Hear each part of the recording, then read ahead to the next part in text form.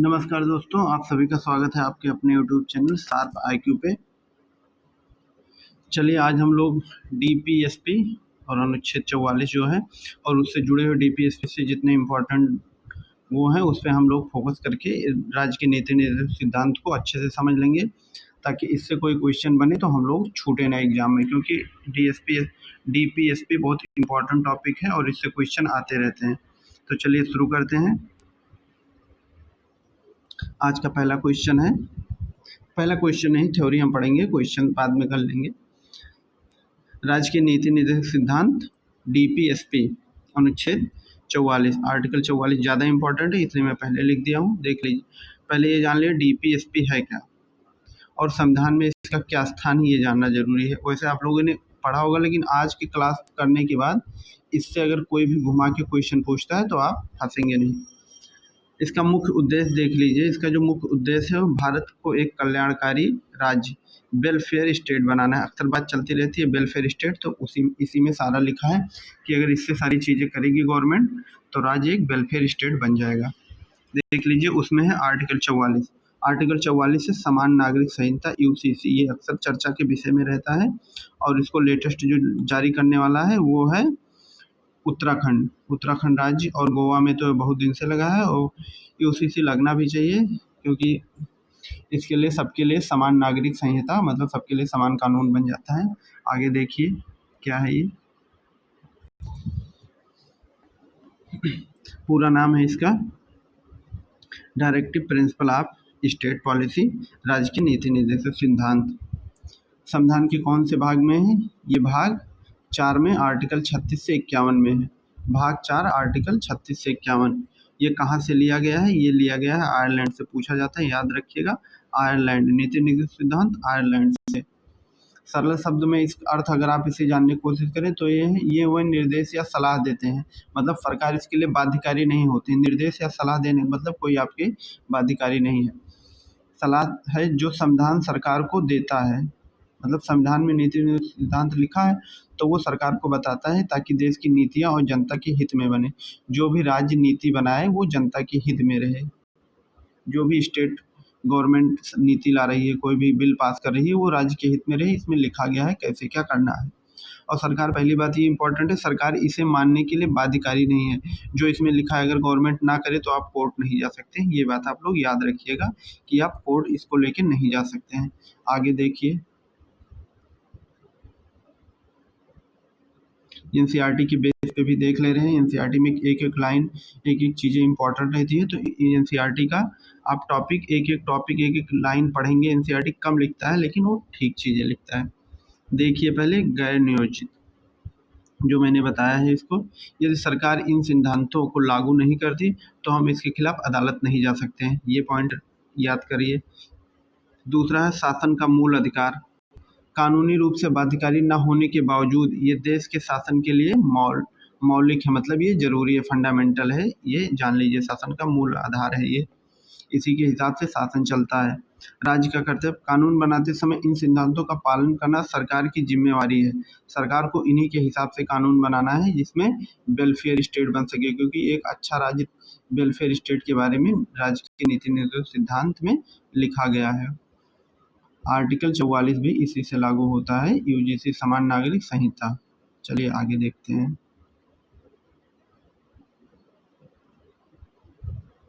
वास्तविक जीवन का उदाहरण, रियल लाइफ के बारे में इसमें दिया है। देखिए एनसीईआरटी सिद्धांत ये भी है। अनुच्छेद 41 को देख लीजिए, जो इम्पोर्टेंट है, मतलब एनसीईआरटी बेस पे क्वेश्चन बना है वो टॉपिक यहाँ लिखा है। एनसीईआरटी बुक से बना है ये पीडीएफ, तो आपको जितना मैं पढ़ा रहा हूँ उससे काम चल जाएगा आपका। आप कोई भी एग्ज़ाम देंगे, पीसीएस, यूपी ट्रिपल एससी और भी जो छोटे एग्ज़ाम हो रहे हैं, काम चल जाएगा। इतने से आपका काम नहीं चल जाएगा, चीज़ें यहाँ से पूछे जाते हैं, डीपली भी पूछेंगे तब भी। राज्य सभी नागरिकों को काम देने का प्रयास करेगा, जैसे कि मनरेगा। अब ये गवर्नमेंट की मतलब ये लॉयल्टी बनती है कि वो प्रत्येक नागरिक जो हैं उन्हें बेरोजगार ना रखे, उन्हें वैकेंसी निकाले, जॉब दे, सारी चीज़ें वो ऐसे नहीं कर रहा है। संविधान में चीज़ें लिखी गई हैं, तो ये डिसाइड करता है। आर्टिकल 41, राज्य के सभी नागरिकों को काम देना, राइट ऑफ वर्क, आर्टिकल 41। आगे देख लिए सरकार का कदम। सरकार ने इस संवैधानिक निर्देश का पालन करते हुए एक कानून बनाया। वास्तविक परिभाषा देख लीजिए। हाँ, इसको पालन करते हुए जो मैंने बताया है नीचे वो ऊपर लिखे है मनरेगा, जहाँ ग्रामीणों को हर साल 100 दिन के रोजगार की गारंटी मिलती है।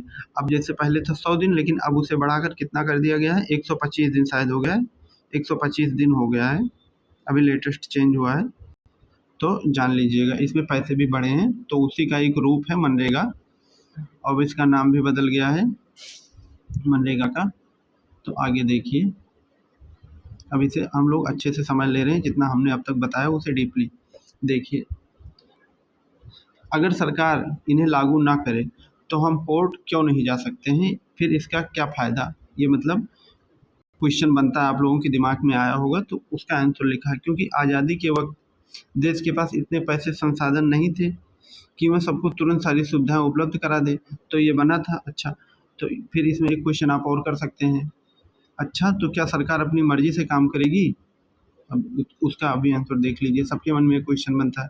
संविधान चाहता है कि जैसे जैसे देश सक्षम हो, सरकार इन सिद्धांतों को कानून मानकर सीधे लागू करे, समृद्धि के हिसाब से। अभी हमारा देश पूर्ण विकसित नहीं है, एकदम पूर्ण विकसित हो गया, अमेरिका हो गया हो, ऐसा तो है नहीं।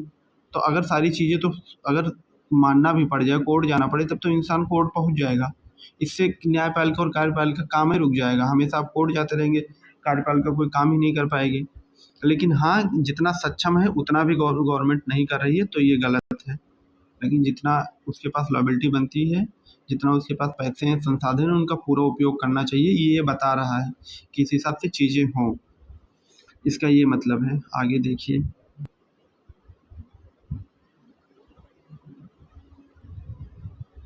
इम्पोर्टेंट फैक्ट इसके बारे में जो पूछा जाता है एग्जाम में, देख लीजिए। डॉक्टर बी आर अम्बेडकर ने इसे संविधान की अनोखी विशेषता किसने कहा? Doctor B are Ambedkar ji ने, जिन्होंने संविधान का निर्माण किया है, उन्होंने इसके बारे में ये चीज़ कहा है। इसका मुख्य लक्ष्य भारत को सामाजिक और आर्थिक लोकतंत्र स्थापित करना। सामाजिक और आर्थिक मतलब समझ रहे हैं, सामाजिक और आर्थिक मतलब मजबूती से फाइनेंशियल, इकोनॉमिक डेमोक्रेसी और सोशल, दोनों तरीक़ा से इसमें चीज़ें लिखी गई हैं। अब आर्टिकल 44, पूरे देश में सभी धर्मों के लिए एक समान यूसीसी निर्देश दिया गया। मतलब यूसीसी का मतलब ये समझ लीजिए कि आप जैसे हिंदू है कोई, तो वो एक शादी कर सकता है, लिखा गया है उसमें, एक शादी लिखा गया है। अगर वो दूसरी शादी करता है तो वो अमान्य हो जाता है, मतलब उसकी वैल्यू नहीं रह जाती। सरकार उसे बिना डिवोर्स के एक्सेप्ट ही नहीं करता, आप उसे कहीं नहीं कानूनी तौर पर जायज़ ठहरा सकते। लेकिन वहीं मुस्लिम समुदाय में कई शादियों का रिवाज है, और ये उन्हें कानून गवर्नमेंट देता है। तो देखिए, एक हिंदू के लिए अलग कानून, मुस्लिम के लिए अलग कानून, लेकिन यूसीसी लगने के बाद सबके लिए समान कानून हो जाता है। अब आप लोग बहुत आसानी से इस चीज़ को समझ गए हो गए होंगे, जो सब लोग बोलते हैं एक समान नागरिक संहिता यूसीसी, उसका यही मतलब है। आगे देखिए, और ये कैसे जुड़ा था? बैलसामे संविधान संशोधन 1947, ये पॉइंट याद रखिएगा। आप लोग इससे बैलसामे से ही याद रख सकते हैं, 4 और 2 छा, तो लास्ट में छा रहेगा। देखिए 4+2 बैलसामे संविधान संशोधन कब हुआ था अगर पूछे तो 1976, छा याद रखिएगा। द्वारा गरीबों के लिए मुफ्त कानूनी सहायता अनुच्छेद 39A जोड़ा गया था। सबसे ज़्यादा संशोधन इसी के तहत हुआ था। इसमें बैलसामे संविधान संशोधन के तहत सबसे ज़्यादा संशोधन संविधान में हुआ था। तो देख लीजिए, आर्टिकल 39A में गरीबों के लिए मुफ्त कानूनी सहायता जोड़ी गई थी। मतलब अगर आप कोर्ट जाते हैं या कहीं जाते हैं तो वहाँ एक सरकारी वकील की व्यवस्था होती है, तो वो इसी आर्टिकल जो वो संविधान संशोधन हुआ था बैलसामे, उसमें 39 से जोड़ा गया था कि उसे सरकारी वकील मिलेगा। आगे देखिए, कुछ फैक्ट और देख ले हैं। मौलिक अधिकार और नीति निर्देशक सिद्धांत में डिफरेंस बताया गया है। इसमें लोग अक्सर कन्फ्यूजन रहते हैं, इसलिए मैं इसे लिख कर लेकर आया हूँ चीज़ें अच्छे तरीके से, ताकि आज के बाद कन्फ्यूजन ना रहे। देखिए इसमें क्या बोला गया है।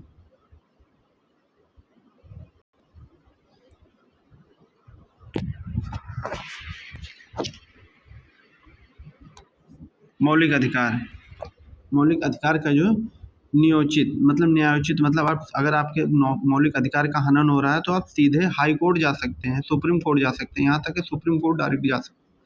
और इसमें गैर नियोजित अदालत नहीं जा सकते हैं। सरकार अगर रोड नहीं बनवा रही है तो आप इन्हें रोड क्यों नहीं बनवा रहे हो, आज तक सुने हो कि कोई कोर्ट ये नहीं जा सकते हैं, क्योंकि ये डीपीएसपी में आता है और ये आर्टिकल वो भाग 3 में आता है और ये भाग 4 में आता है और ये 3 में आता है। सरकार की शक्तियों पर रोक, सरकार की शक्तियों पर कि अगर कुछ सरकार अन्याय कर रही है तो उस पर रोक लगा सकते हैं जनता। सरकार के काम को निर्देश, मतलब इसमें सरकार को काम को निर्देश दे सकते हैं कोर्ट, उसमें बता सकता है, मतलब संविधान बताता है और इसमें सीधा रोकता है अगर गलत करते हैं तो इसमें बताएगा, मानना ना मानना उसके अधिकार में रहता है, इसमें नहीं तुम्हें मानना ही पड़ेगा गवर्नमेंट को। राजनीतिक लोकतंत्र बनाते हैं, राजनीतिक लोग इसमें सामाजिक और आर्थिक लोकतंत्र बनाते हैं।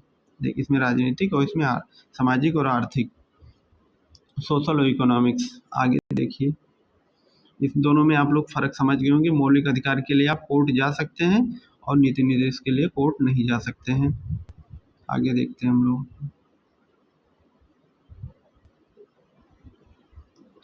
कुछ इम्पॉर्टेंट शब्द हैं जो पूछे जाते हैं, बार बार एग्जाम में पूछे जाते हैं, इसलिए इन्हें देखना जरूरी है। समाजवादी का मतलब क्या होता है, ये सीधा क्वेश्चन पूछा है और ये जो आप लोग एग्जाम देते होंगे तो आप लोगों को भी पता होगा, ऐसे शब्द देगा, इसका मेन अर्थ क्या होता है, शब्द का मायने क्या होता है, पूछ लेता है। तो आज देख लीजिए, समानता लाना, उदाहरण समान कार्य के लिए समान वेतन, आर्टिकल 39 लिखा गया है। समाजवादी, ऐसे करके जब आप लोग पढ़ेंगे तो चीज़ें याद रहेंगी। समाजवादी का मतलब होता है समानता लाना, कोई समान काम कर रहा है, अगर वही, जैसे एग्जाम्पल के तौर में मैं बता रहा हूँ आप लोगों को कि प्राइमरी टीचर जो होते थे सरकारी और एक होते थे शिक्षा मित्र, कुछ दिन के लिए इनकी सैलरी इनके बराबर कर दी गई थी, शिक्षा मित्र के बराबर कर गई थी, टीचर के बराबर कर दी गई थी। तो इसी के तहत किया गया था आर्टिकल 19, क्योंकि आर्टिकल 39 के तहत ये लोग कोर्ट चले गए थे। इन्होंने कहा था मैं भी पढ़ाता हूँ, वो लोग भी पढ़ाते हैं, लेकिन फिर चीज़ें बदलाव हुई, गवर्नमेंट आई, गवर्नमेंट के अधिकार में है तो गवर्नमेंट ने उन्हें जायज़ नहीं माना, क्योंकि आप वहाँ गवर्नमेंट के हाथ में था सैलरी बढ़ाना और ना बढ़ाना। इसलिए मतलब कितना भी वो लोग विरोध किए शिक्षा मित्र वाले, लेकिन चीज़ें उनके फेवर में नहीं आई। इससे आप समझ जाएंगे। अब ये गांधीवाद शब्द भी उसमें लिखा गया है नीति निर्देशक तत्व में, उसका भी देख लीजिए। गाँव का विकास, उदाहरण ग्राम पंचायत का गठन, आर्टिकल 40। अब ये आर्टिकल 40 गाँव का गठन होता है, इससे आप लोग कैसे याद रखेंगे कि ग्राम पंचायत का गठन आर्टिकल 40 में लिखा गया है नीति निर्देशक सिद्धांत में। इसे याद करने का मैं ट्रिक बता दूं, कभी नहीं भूलेंगे आप लोग। गांव में कौन आता था, 40 चोर, आप लोगों ने सुना होगा ना। तो चोर लोग कहाँ आते थे, गांव में ही चोरी करने आते थे ज़्यादातर लोग। और 40 चोर की कहानी भी है, एक ग्रुप था उसमें 40 चोर रहते थे, अली बाबा 40 चोर, और चोर कहाँ, गांव में। तो ऐसे करके आप लोग याद रखेंगे। मैं ऐसे ट्रिक बताते चलूँगा जिससे आपको चीज़ें भूलें ना, और एक दूसरे से कम्युनिकेट होके जुड़ के जब बातें करके पढ़ाएंगे तो चीज़ें वो हमेशा याद रखेंगी।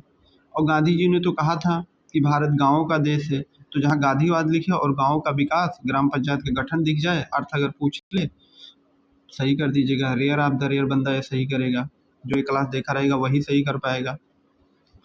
अब उदारवादी का मतलब देख लीजिए, उदारवादी शब्द का अर्थ पूछ ले, लोग कन्फ्यूजन हो जाते हैं। आधुनिक सोच, उदाहरण समान नागरिक संहिता, आर्टिकल 44। पर्यावरण सुरक्षा, आर्टिकल 48। आर्टिकल 44 किससे जुड़ा है, नागरिक संहिता। अब आर्टिकल 44 का ट्रिक देख लीजिए, अगर 44 लिखा है, पूछे आर्टिकल 44 किससे है, अब आप लोग कंफ्यूज हो जाएंगे। अभी अभी यहाँ लिखा है ना समान नागरिक संहिता आर्टिकल 44, तब याद है, लेकिन वैसे के लिए कैसे याद करेंगे, आप लोग ऐसे दिमाग में लगाइए। 4 और 4 दोनों क्या है, समान है ना, 4 और 4 समान है, तो समान नागरिक संहिता याद हो गया। पर्यावरण सुरक्षा, आर्टिकल 48, आर्टिकल 48 ये आप याद रखिएगा, आर्टिकल 41 ए, पर्यावरण सुरक्षा। आगे देखिए,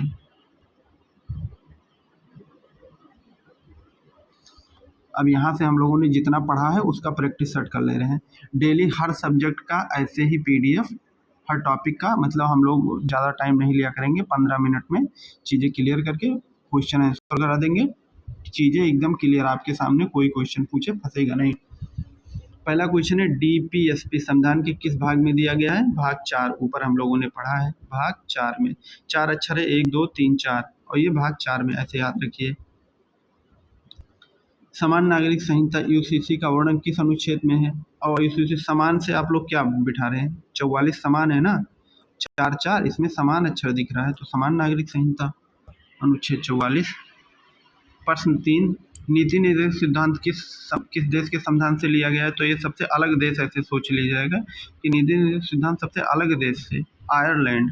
कोई भारत के साथ संबंध ही नहीं रहता आयरलैंड का, व्यापारिक कोई संबंध नहीं है, तो ऐसे आयरलैंड ट्रिक से याद रखेंगे। आगे देखिए, अब इन सब से बात करने के बाद लास्ट में देख लीजिए हमने सीखा क्या, और उसका अभी आप 2 मिनट में सोच लीजिए कि आपने क्या क्या सीखा है। डीपीएसपी को देश के सच्चे कल्याणकारी राज्य की ओर ले जाता है, ये हमने सीख लिया।